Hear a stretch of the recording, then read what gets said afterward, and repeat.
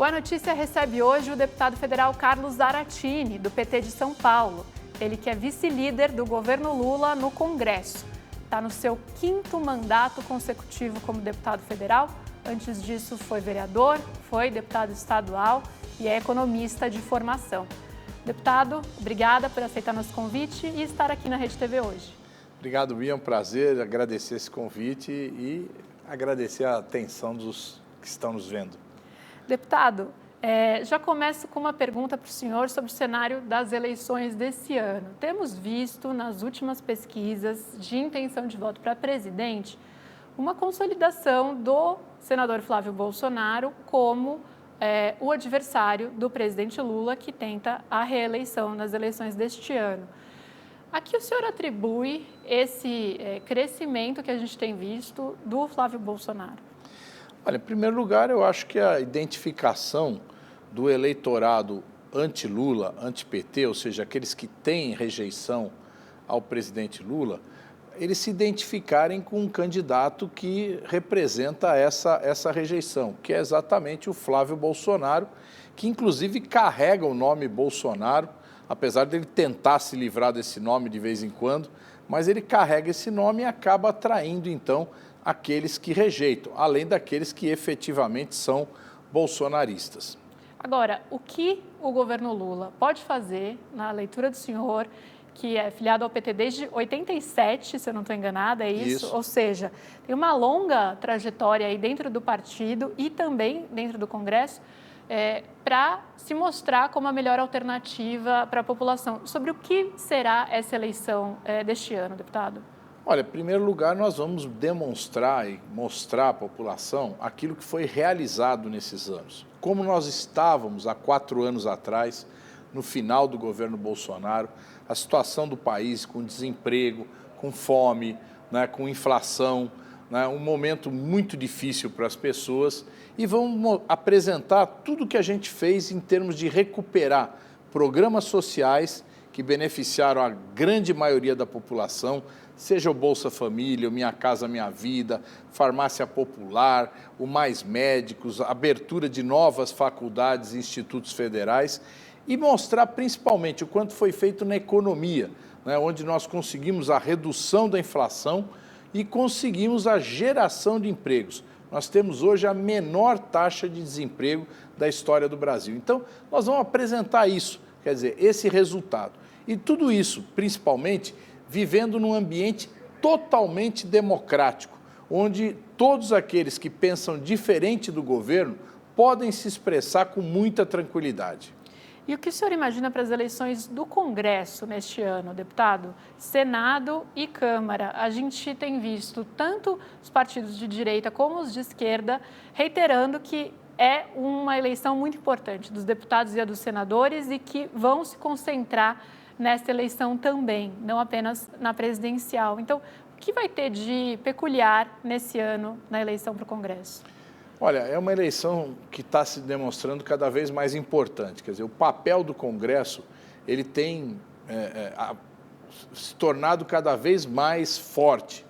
E você vê, hoje o governo a todo momento precisa negociar com o Congresso, diferente de outras épocas, em que evidente o Congresso tinha sua importância, mas hoje ele é muito maior.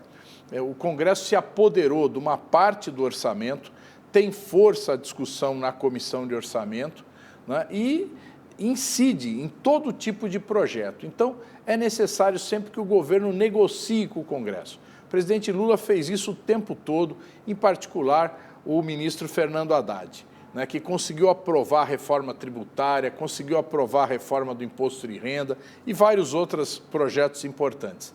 Agora, o que nós vamos ter que fazer é exatamente nos concentrar em eleger um número importante de senadores e deputados, para que a gente consiga diminuir, né, essa inferioridade real que nós temos no Congresso Nacional, onde a base efetiva do governo é cerca de 130 votos. E queria falar um pouquinho da relação que este governo Lula teve com o Congresso, né? O senhor mencionou que o governo teve que negociar muitas vezes com o Congresso. Lula chega nesse terceiro mandato, o presidente chega nesse terceiro mandato com um Congresso muito mais empoderado frente ao que ele viu nos 2 mandatos anteriores. Entendo isso até pelo que o senhor está falando agora. Como fazer esse reequilíbrio de forças, né? O senhor está falando em eleger uma bancada maior, mas no dia a dia, né, nos últimos anos aqui, não foi uma tarefa fácil. Então, como o senhor vê esse desenho dos 3 poderes no momento atual? Tanto Congresso com o Executivo, como Congresso com o Supremo Tribunal Federal?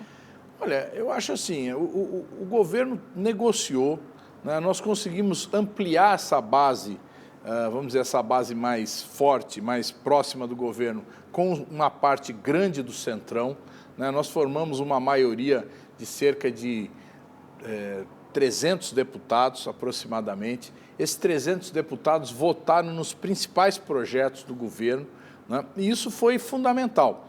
É lógico que a disputa agora, eu acredito que o Centrão vai ficar neutro ou talvez, no caso do PSD, ter um candidato, né? Essa neutralidade partidária do Centrão, ela de certa forma possibilita que futuramente, num governo, se possa negociar uma base de apoio. E essa base de apoio eu tenho certeza que vai se dar.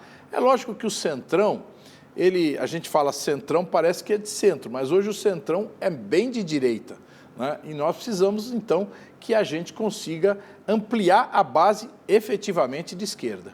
E a decisão do ministro Alexandre de Moraes de conceder, pelo período de 90 dias, prisão domiciliar para o ex-presidente Bolsonaro, influencia na disputa eleitoral de alguma forma? Eles conseguiram uma certa melhoria da situação do Bolsonaro, porque o Bolsonaro preso praticamente não podia conversar com ninguém, né?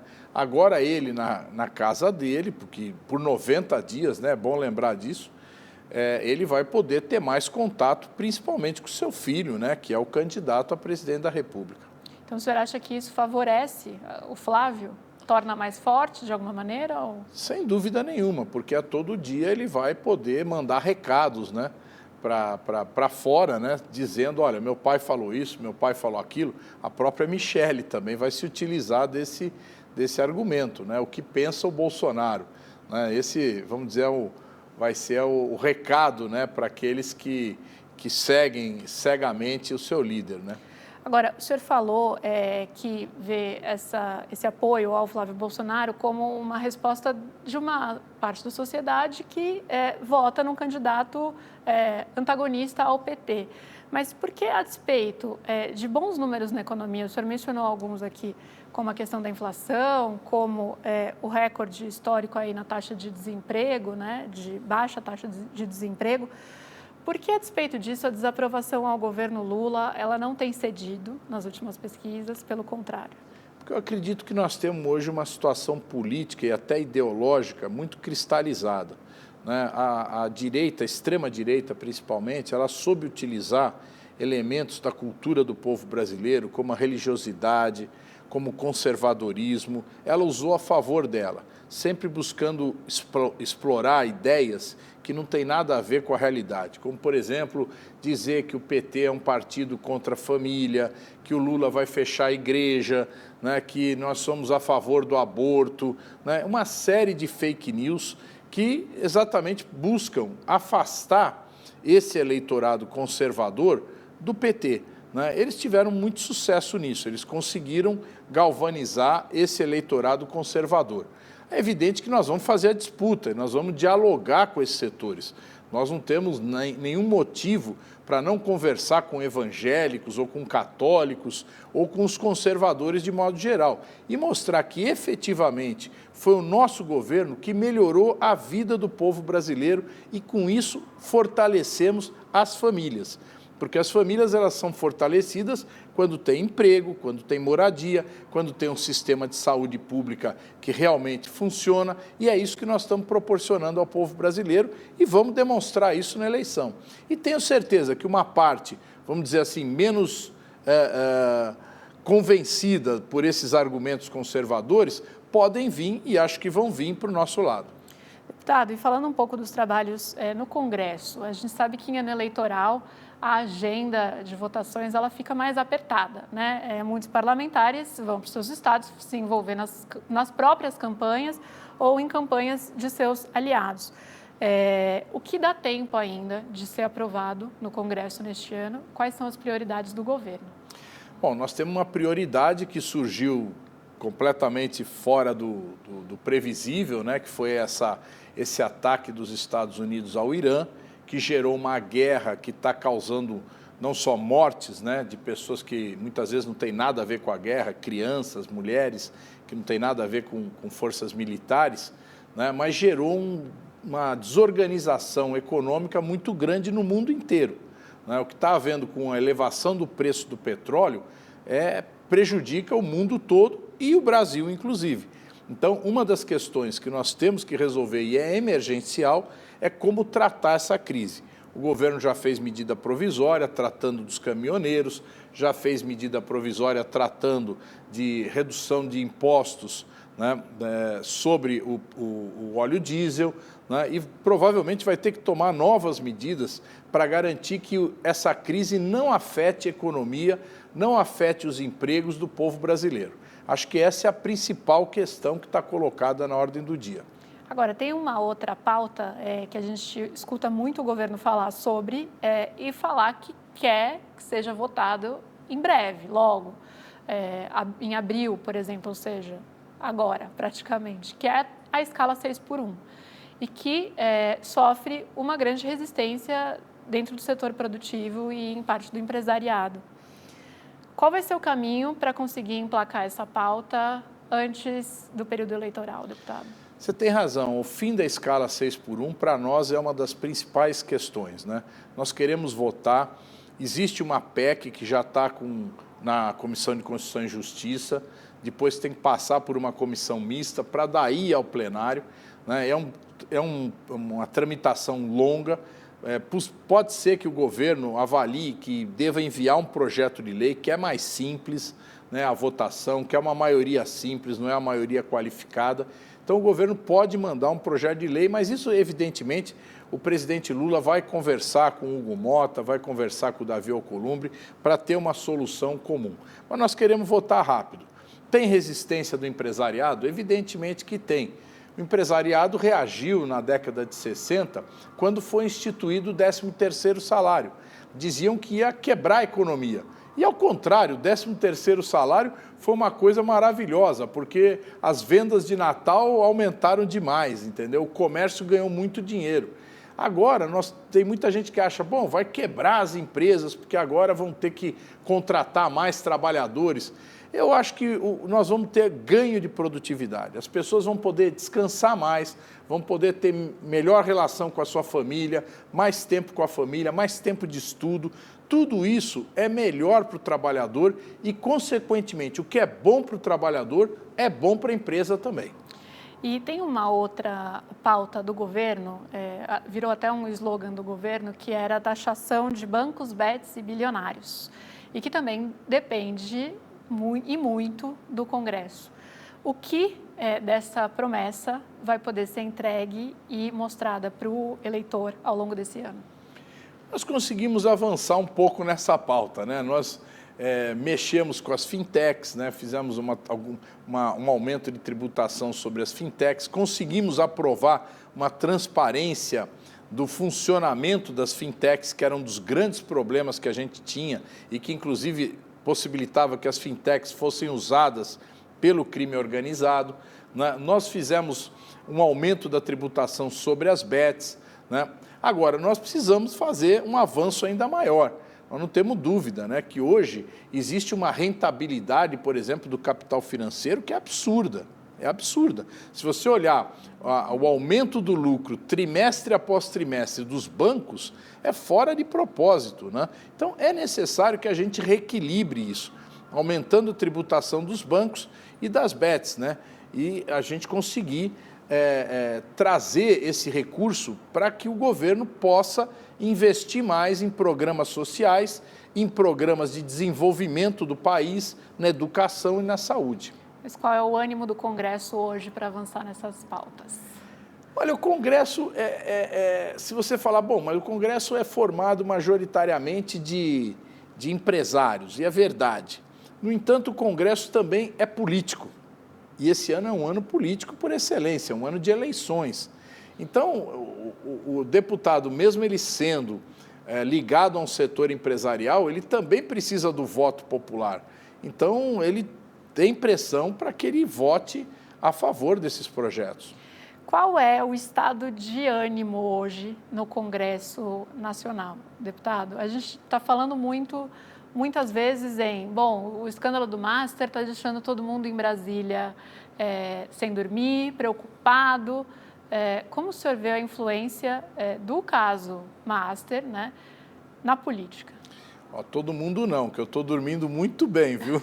Estou tranquilo nisso e tenho certeza que a maioria dos deputados estão tranquilos, porque se tem gente envolvida nisso, é pouca gente, entende? É pouca gente, porque é evidente que figuras como essa do Daniel Vorcaro, que utilizava do seu recurso, do dinheiro que ele tinha para fazer lobbies extraordinários, né? Festas e casamentos e lá sei o que ele fazia com tanto dinheiro, é lógico que isso não era uma prática que envolvia todo o Congresso Nacional, ou mesmo uma maioria do Congresso Nacional. Então, quando fala, está todo mundo preocupado, menos, né? A maioria dos deputados não tem nenhuma relação com o que está acontecendo, né? O que nós precisamos é efetivamente ter uma punição a casos como esse do Banco Master, que é um verdadeiro absurdo. Quer dizer, à medida que a pessoa consegue produzir uma forma de ganhar dinheiro que é absolutamente descolada da realidade e continuar operando, né? Continuou operando, né? Nós tivemos um enfrentamento muito grande para conseguir liquidar esse banco, o Banco Central, na verdade, conseguiu liquidar o banco, mas foi um enfrentamento. Lembra você que o Daniel Vorcaro, tentou vender o Banco Master para o Banco de Brasília, né? Envolvendo o governador ibanês. Então, era uma coisa que envolvia, inclusive, um setor da política, que é o governo do Distrito Federal. Então, não era simples, né, o Banco Central fazer essa liquidação como foi feita, mas fez numa hora que ainda foi possível permitir que a coisa não ampliasse ainda mais. E claro que menções ou as coisas que vêm aparecendo de relacionamento entre Daniel Vorcaro e políticos e empresários vão ser investigados. A gente está falando só de coisas que estão no início dessa investigação, mas o fato é que o que aparece até agora menciona a relação dele muito mais próxima com políticos e governadores de direita do que de esquerda. No entanto, a percepção da população, medida aí por últimas pesquisas, mostra que há uma sensação de que isso foi algo disseminado, como se fosse apartidário. Pergunto ao senhor, por quê e o que o governo e a esquerda precisam fazer para conseguir passar a mensagem de que não estão vinculados a esse caso? O governo está errando? O PT está errando de alguma maneira na forma de se comunicar sobre o Master? Eu não digo que está errando. Nós temos um enfrentamento na comunicação onde a direita ela tem mais potência do que o próprio governo e a esquerda, né? Essa potência faz com que muitas vezes a versão que eles apresentam, que é uma versão absurda de que tem envolvimento do governo com esse Banco Master, ela se torne realidade na cabeça de algumas pessoas que são convencidas. Uma mentira repetida 1000 vezes acaba se tornando uma verdade. Então, nós temos efetivamente um problema de comunicação que nós precisamos vencer, né? Vencer esse debate e demonstrar para as pessoas que não existe nenhum envolvimento do governo com o Banco Master. Esse governo do presidente Lula nunca tomou nenhuma decisão que favorecesse. Ao contrário, quem queria ampliar as garantias para essas aplicações duvidosas era a direita, né? Era o ex-ministro da Casa Civil do Bolsonaro, o senador Ciro Nogueira, que apresentou projeto para ampliar as garantias que serviriam ao Banco Master. Então, essas coisas têm que ser tornadas mais públicas. E nós vamos, ao longo do debate, ao longo desses 6 meses que nós temos até a eleição, nós vamos mostrar claramente isso. Vai ter a delação ou pelo menos todo mundo espera que vá ter a delação do Daniel Vorcaro, e vamos ver como é que a coisa caminha. Deputado, e ainda falando de certa maneira aí sobre esse assunto, né? Mas agora sobre um outro caso, um outro escândalo, ou pelo menos vem tentando se explorar dessa maneira pela oposição. É a questão da CPMI, da CPI mista do INSS, e da quebra de sigilo, que depois foi anulada pelo Supremo, do filho do presidente. Como que o senhor vê o impacto disso político? O senhor acha que isso arranha de alguma maneira a campanha do presidente Lula? É uma das coisas que a direita vem explorando, né? É exatamente essa possível relação entre o filho do presidente Lula e o tal do Careca, do INSS, que era um dos operadores dessa fraude que foi o escândalo do INSS, né? O que não está provado até agora é que houve qualquer transferência de recurso do Careca para o Lulinha. Zero. Nenhuma. É bom lembrar que a Polícia Federal quebrou o sigilo bancário dele e essa quebra do sigilo bancário dele não foi anulada. Foi anulada foi a quebra pela CPMI. Essa não foi anulada. E a gente sabe, a Polícia Federal, alguns delegados aí estão vazando informações de forma totalmente absurda. E se tivessem encontrado alguma transferência, possivelmente já teriam vazado. Até agora não vazaram nada.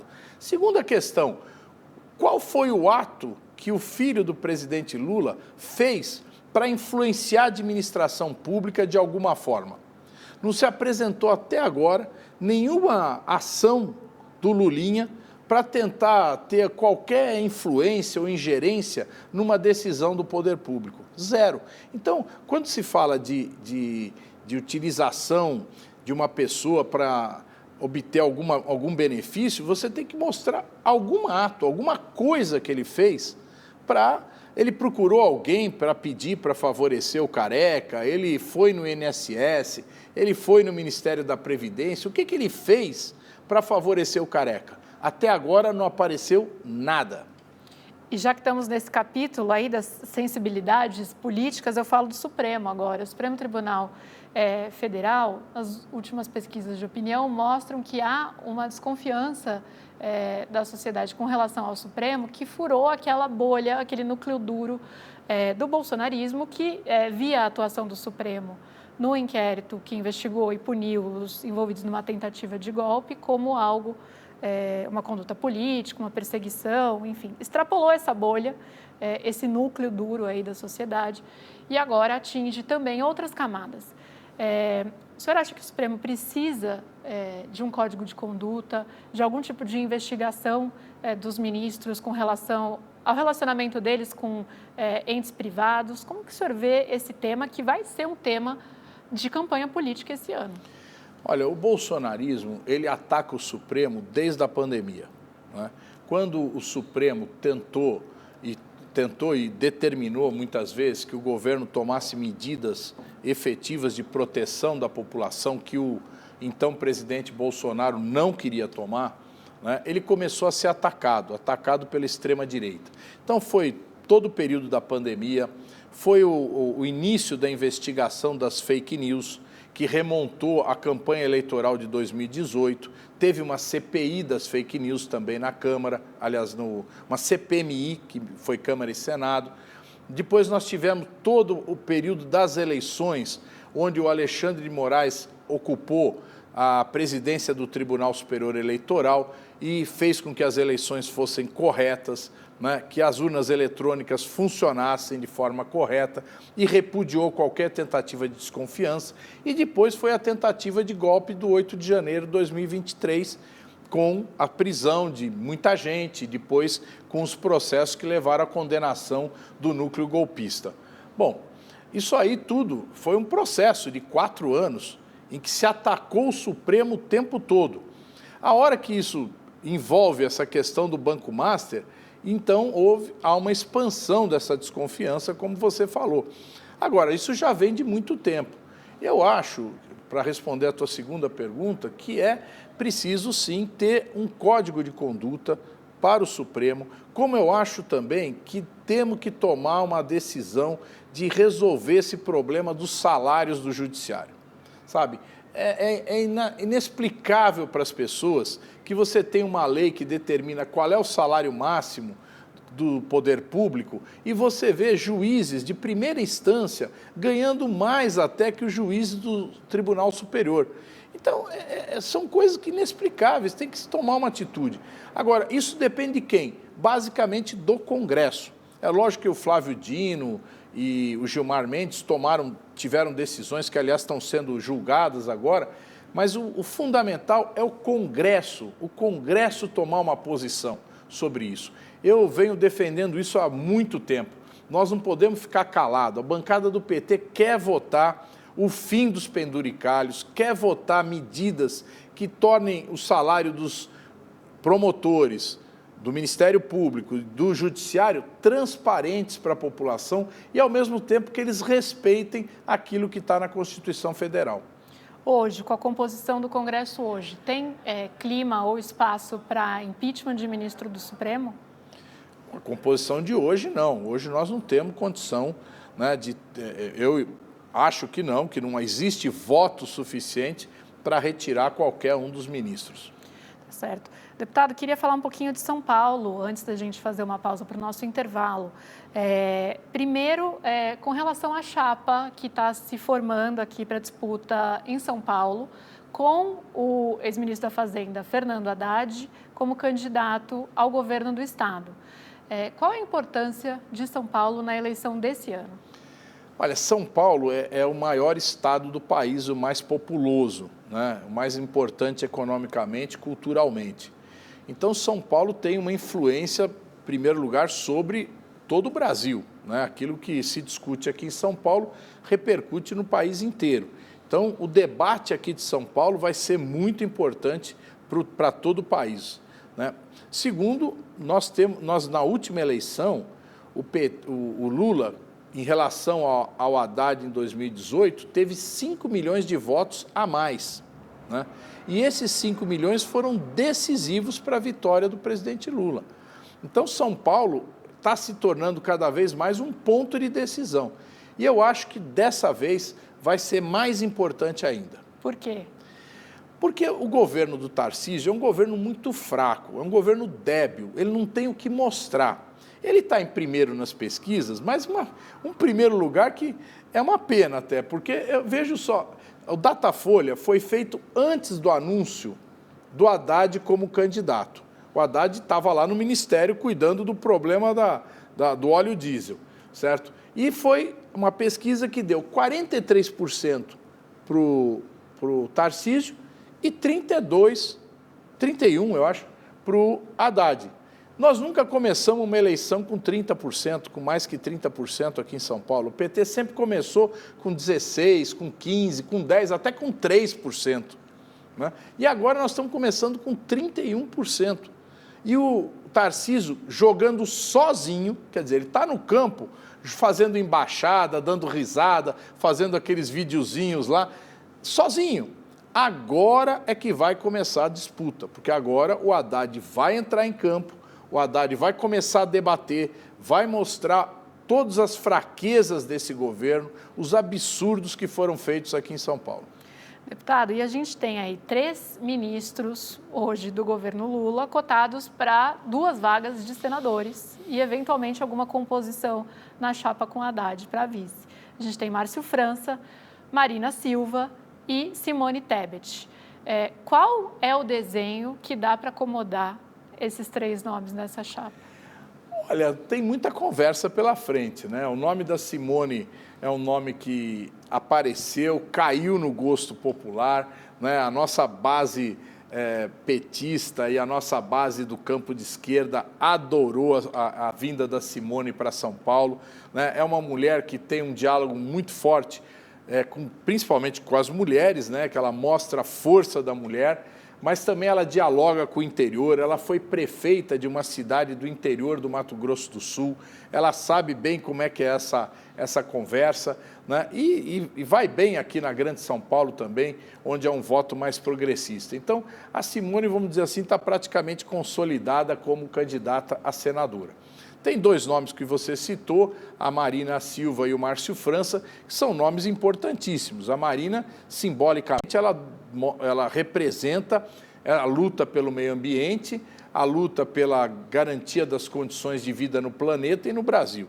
E o Márcio França já foi governador do Estado, é uma pessoa com larga experiência política, está no Ministério, né? É uma pessoa que pode ajudar muito também a nossa chapa. Agora, nós vamos passar por um processo de conversas, vamos fazer pesquisas, vamos ouvir todos os atores, né? Tem mais gente no jogo, né? Tem o PDT, tem o PCdoB, o PV, tem o PSOL, tem a Rede, né? O PSB. Então tem que conversar todo mundo, partir para uma conversa para a gente ir afinando a chapa. Mas eu tenho certeza que nós vamos chegar numa chapa muito forte do ponto de vista da disputa de São Paulo. Deputado, estávamos conversando sobre a formação dessa chapa aqui em São Paulo. E aí pergunto ao senhor, que tem uma grande trajetória dentro do PT. Tem dois nomes que se fala agora que poderiam migrar para o PT. Guilherme Boulos e Marina Silva. Qual é a recepção a esses nomes dentro do PT?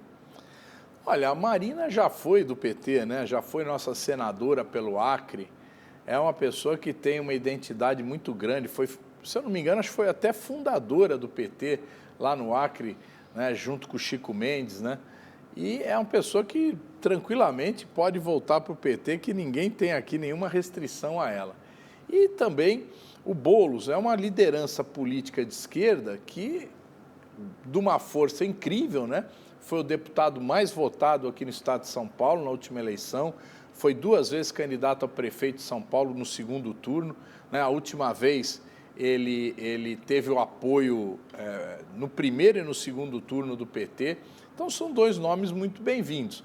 Agora, eu não sei se eles querem vir também, se é um momento que para eles, no ponto da avaliação deles, devem vir para o PT.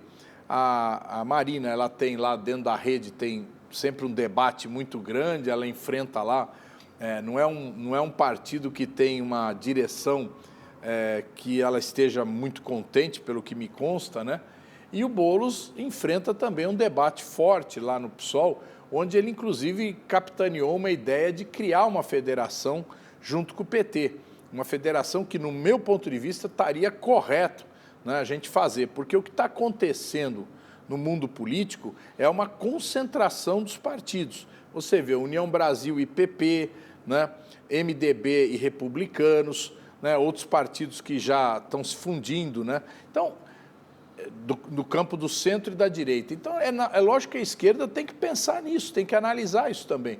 Nós estamos tendo novos blocos, né, uma nova forma de organização partidária que não é aquela que vigorou, que era a dispersão. Agora existe um movimento de concentração partidária. E eu acho que a maioria do PSOL não entendeu isso e, por conta disso, o Boulos não conseguiu aprovar a sua tese. E aí, falando um pouco do PT, né, como que o senhor vê o partido hoje, como definiria ele hoje e onde ainda há um caminho aí para avançar como partido? A gente teve momentos em que o PT sofreu muito durante o ápice ali da Lava Jato, né? Teve derrotas em muitas prefeituras aqui em São Paulo, não só em São Paulo, mas em São Paulo também.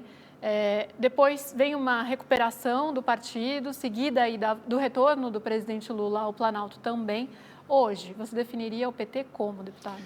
Olha, o PT é uma coisa incrível, porque o PT, o que ele foi atacado, tanto do ponto de vista político como judicial, com prisão de lideranças, prisão do próprio Lula, impeachment contra a Dilma, tudo que se fez no país contra o PT e contra os governos do PT, é um negócio que dizer que o PT está vivo e funcionando e disputando novamente uma eleição presidencial demonstra que é um partido muito enraizado no povo brasileiro. É um partido que tem uma ligação com o povo muito forte, né? E a gente vê isso, a gente anda A gente anda aí fazendo reuniões, vai para tudo que é bairro, vai para tudo que é cidade do interior e está lá o pessoal que fala, eu sou PT e não tem conversa. Então, esse enraizamento do PT é o que garante a sua vitalidade, né? E isso não vai perder, entendeu? Porque o PT, vamos dizer que vai acabar o próximo governo Lula, vai ter que vir um outro nome para substituir o Lula. Esse novo nome que vai vir daqui a 4 anos, com certeza vai ser um nome que vai ser apoiado por toda essa massa de pessoas que acredita num país mais democrático, mais soberano, num país mais socialmente justo. Essa é a cabeça do petista. Ele quer justiça social, ele quer um país respeitado e ele quer democracia. Mas o bolsonarismo, nos últimos anos, encontrou fendas aí, fissuras dentro da própria base petista, através das quais ele conseguiu entrar, né, dentro desses grupos. A gente está falando, por exemplo, de eleitores no Nordeste, a gente está falando de trabalhadores que não estão ligados à ideia do trabalhador lá da época do sindicalismo do presidente Lula, que hoje são essas novas formas de trabalho, e dentro aí de uma ideia de uma família um pouco mais conservadora, mas que não necessariamente era uma família de direita. Como que o PT pode se reaproximar desses grupos? Tem sido bem sucedido nesse trabalho? Eu acho que sim. Olha, primeiro a gente olhar que sempre na história do Brasil, o conservadorismo, a direita, teve representação e votação nos setores populares, né? Nós tivemos Adhemar de Barros, Maluf, nós tivemos vários nomes, né? Eu me lembro aqui na época do malufismo em São Paulo, era difícil fazer campanha do PT nos bairros, porque tinha gente defendendo o Maluf ali, né? Gente pobre, gente de direita.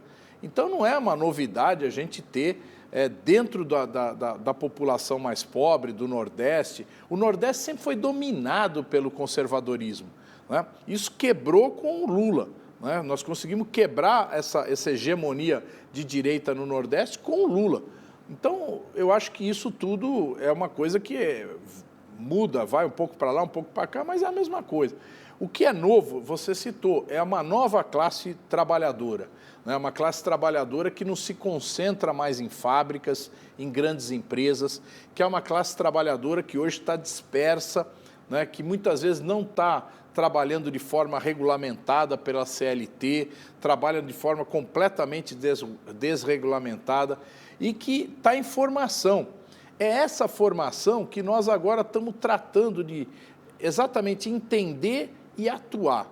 Então, o que o PT tem feito? O PT tem buscado entender qual é a cabeça desse povo que ainda não tem uma ideologia clara, uma visão clara do seu papel na história. E como é que a gente organiza isso? Então, nós estamos organizando, nós estamos discutindo. Por exemplo, existe o projeto que nós também queremos votar, né, que é o PL dos aplicativos, né? Nós queremos votar o PL dos aplicativos, nós estamos discutindo intensamente com esses representantes desses setores, tanto dos aplicativos de passageiro, né, como dos aplicativos de entrega. Então, que geralmente são motoqueiros, são pessoal que trabalha com moto. Então, isso é uma coisa que a gente vai, ao longo do tempo, criando. E não é só isso, não. Você vê quanta gente trabalha hoje de forma como pessoa jurídica ou como MEI, né, mas que faz um papel que, na verdade, é de um empregado. Então, essa nova classe trabalhadora, ela está em formação. E o PT está se aproximando dela e buscando entender e buscando dar a ela uma consciência de classe que é necessária para que ela entenda o seu papel na história. E, deputado, estamos chegando aqui ao fim do nosso programa. Queria aproveitar para perguntá-lo como é o presidente Lula nesse terceiro mandato. O que tem de diferente na forma dele de liderar, de governar, comparado aos 2 mandatos anteriores dele? Eu acho que o presidente Lula está mais humanista, viu? Está mais, assim, preocupado com o ser humano do que praticamente preocupado, assim, com metas de governo, como ele tinha no primeiro e segundo mandato, onde ele focava muito nas metas de governo. Agora, você vê as falas do presidente Lula, elas falam mais das pessoas, ele fala mais das pessoas, entende? Ele busca se relacionar mais com aquilo que pensam as pessoas, de levar mensagens às pessoas. Então, eu acho que ele está tendo assim, usando o governo para, inclusive, discutir coisas como o feminicídio, né, discutir questões como a violência, né, como a relação de pais e filhos, as relações familiares. Ele busca colocar isso na ordem do dia. Então, é muito importante. São temas que não são tratados por aí. Ninguém falava da violência contra a mulher como fala agora, depois que o governo colocou esse tema em campo, colocou essa bola ali, a bola na rede, como está escrito ali. Então é isso, a gente tem uma condição de discutir mais a vida no nosso país. Agora, o senhor falou, nunca se falou tanto da violência contra a mulher, mas também porque acho que nunca tivemos tantos casos aí sendo noticiados de uma gravidade tão impressionante, né? E o aumento do feminicídio, ano após ano, quando a gente imaginava estar conseguindo resolver esse problema. Como explicar para a população esse aumento, deputado? Olha, primeiro que eu acho que as mulheres estão denunciando mais, né? Porque elas estão mais encorajadas a denunciar. Agora, isso em parte também, por esse posicionamento do governo, você tem mais respaldo para denunciar a violência, você tem mais respaldo para dizer o que acontece de errado na sua própria casa, né? O que acontece de errado na família, porque a gente sabe, a maior parte da violência contra a mulher é dentro de casa, né? Então, essas condições de reagir a isso, elas são melhores hoje do que eram no passado, né? Eu não sei se a violência aumentou ou a denúncia aumentou, né? Porque isso é mais importante, é que as coisas saiam para fora e que com isso a gente possa punir aqueles homens violentos, né, que começam agredindo a mulher com palavras e terminam matando, né? Isso tem que acabar no Brasil. E para isso você tem que começar a tomar atitude quando esse homem começa a agredir a mulher, não quando ele termina matando, né? Então, eu acho que essa é uma coisa que a gente tem feito, né? Lógico que o resultado disso vai demorar, porque é da cultura brasileira o machismo, né? É uma cultura arraigada e que vai ser necessário muitos anos de enfrentamento para que a gente possa superar. Deputado, eu agradeço mais uma vez pela conversa, pela presença aqui no É Notícia e já fica o convite para voltar. Eu que agradeço a você e agradeço a todos que nos ouviram. Muito obrigado. Obrigada. E obrigada, sobretudo, a você pela audiência. O É Notícia volta na semana que vem. Até lá.